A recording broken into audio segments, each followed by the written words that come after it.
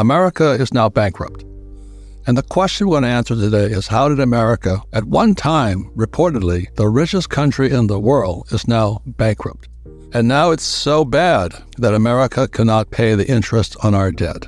To understand that, we have to have three old guys today here, because we've seen it happen over all these years. We could see it coming. The question is, what does that mean? That'd be like you saying, oh, I took out 10-second mortgages on my house, but now my job at McDonald's doesn't cover the mortgage payments. What does that mean? It means you'd be living out back of McDonald's. That's what it means, if you can understand this whole thing. Very, very important to understand how the richest country in the world went broke, and we're broke today. A lot of people had no idea back then, and unfortunately, to this day, they don't. How do we become bankrupt? How is it that we owe $1 trillion in interest payments, and we don't collect that much? On top of that, we owe Social Security, Medicare, and the biggest asset in America today is student loan debt. All the entitlements that are out there are far more than the national debt that we have. Correct. It's even bigger than when we hear the national debt just hit $33 trillion.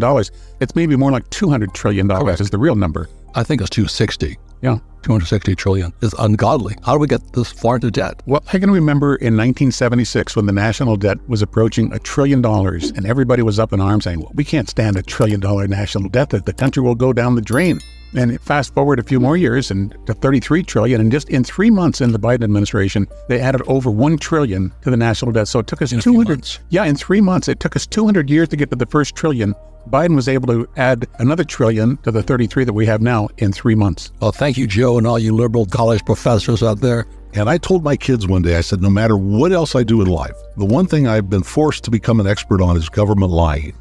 Because think about how it's corresponded with our whole lives. There was the Kennedy assassination. There was the Gulf of Tonkin incident that didn't really happen. There was the Pentagon Papers. Well, the problem is a lot of people listening have no idea what you're talking about. I know, but we're going to get up to things like the missing weapons of mass destruction. Does that sound familiar to younger people? The Nord Stream pipeline blow up. I mean, it just keeps going on and on and on. And I say to young people, if you want to do something in life that is a real growth industry, forget artificial intelligence, forget all that stuff. Get into the business of keeping up with government lying, because it's a growth industry.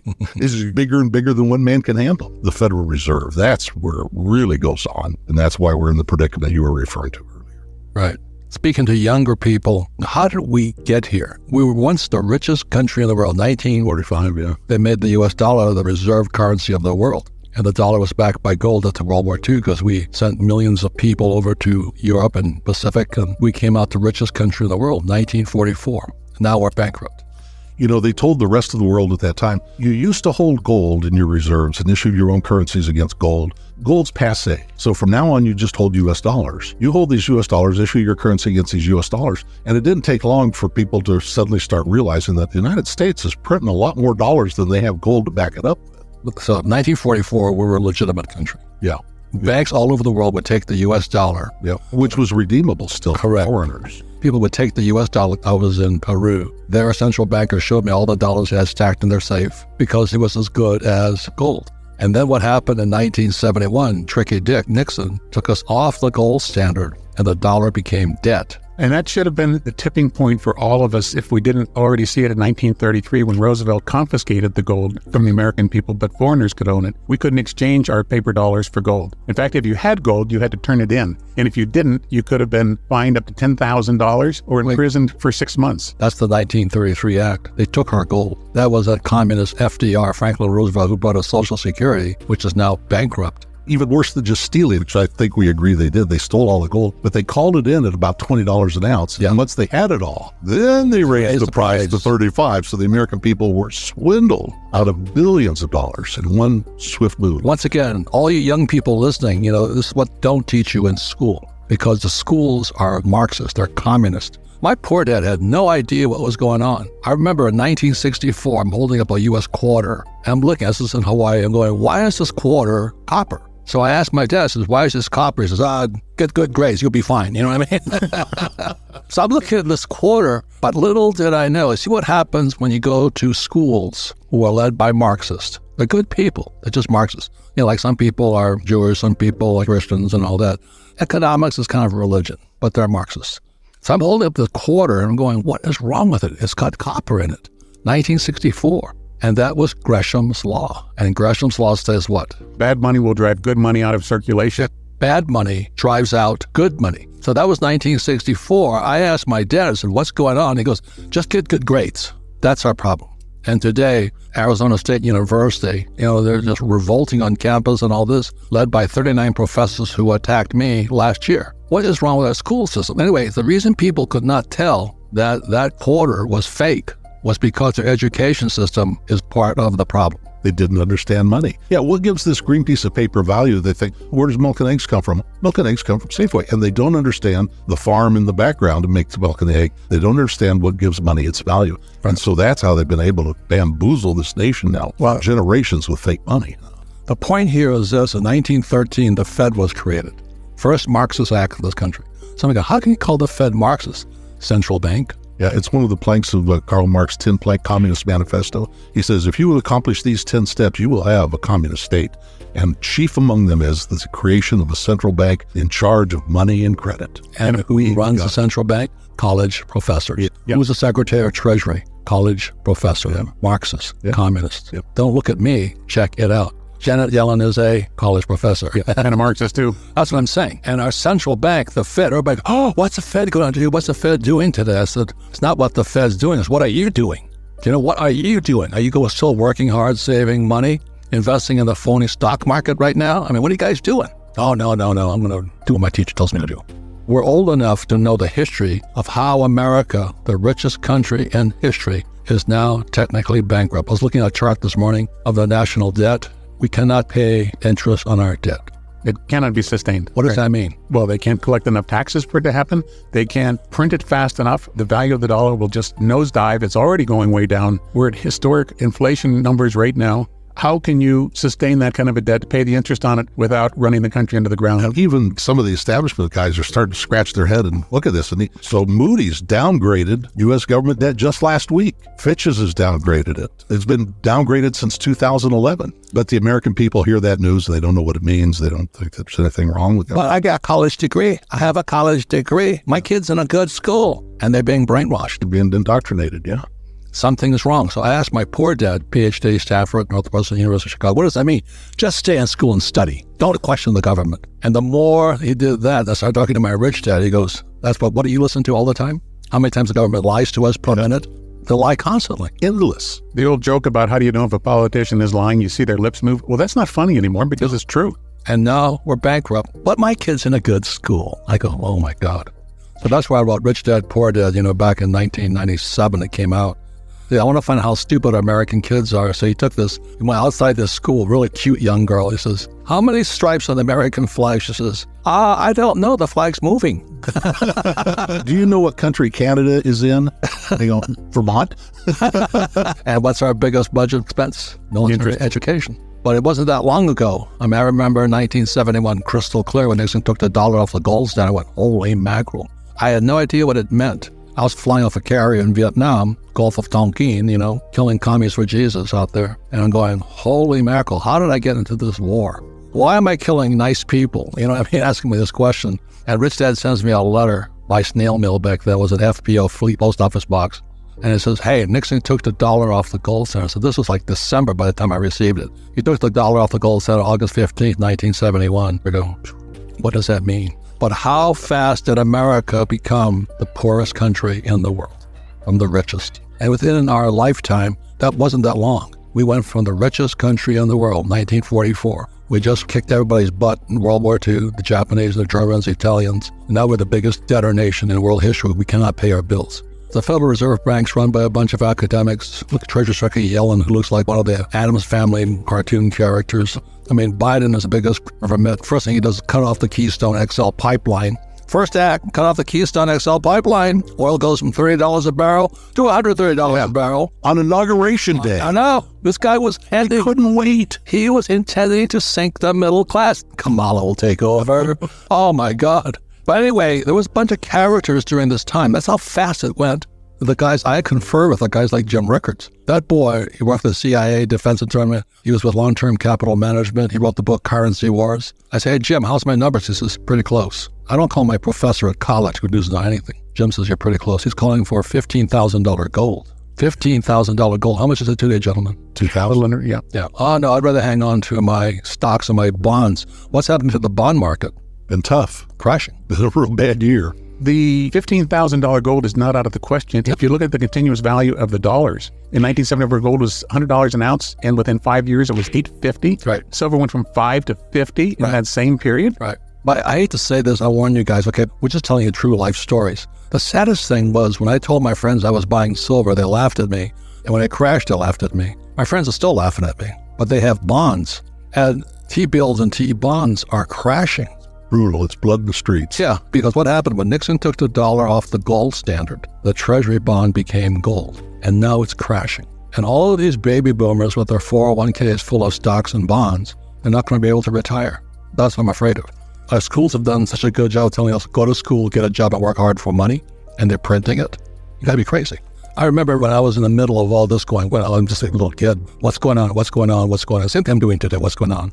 So this guy says, I borrowed money from my brother-in-law. Would you mind taking my position? So, I mean, I got to collect money from your brother-in-law? Yeah. And where is he? He's in jail? No, I don't think that's counterpart. You know what I mean? But basically, that's what happened to the Hunt brothers. A lot of people got caught with their pants down, and they are in high places, or the deep state. Yeah.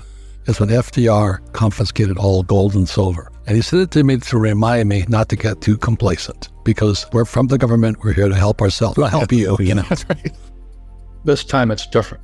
This is the new economy. We are just coming out of the longest bull run in history, 11 years. And in 2011, I made the biggest fortunes of my life because that was the MBS, mortgage-backed securities, and the CDO crashes, the real estate crashed. And I backed up the truck. I borrowed $300 million to buy the best real estate all across the Southwest. This is the largest, longest bull market in history.